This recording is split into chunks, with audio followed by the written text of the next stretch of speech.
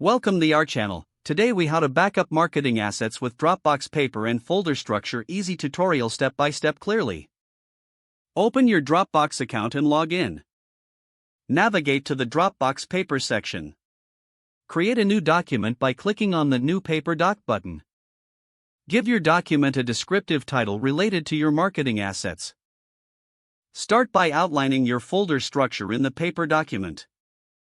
Consider categorizing by project, campaign, or media type. Under each category, list specific assets needed such as images, videos, and documents. Use bullet points to organize your thoughts clearly. Once your structure is outlined, switch to your Dropbox folder. Create main folders based on the categories outlined in your paper document. Inside each main folder, create subfolders for individual assets. For example, within a project folder, create subfolders like images, videos, and documents.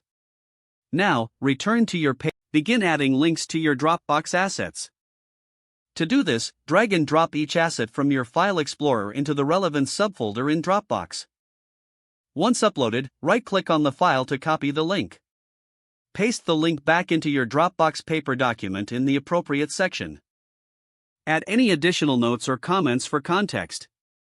Organize your paper document to ensure easy navigation for team members. Consider adding headings or using formatting options for better readability.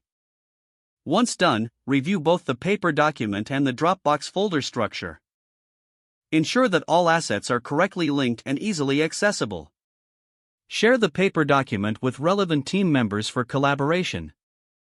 Make sure to update the asset links and folder structure as new marketing materials are created. Regularly back up your assets to keep everything up to date and organized. This method ensures that your marketing assets are well structured and easily retrievable. If the page does not load, refresh the browser or try again in a private or incognito window. Make sure you are using the correct email address, then retype it carefully to avoid small typos.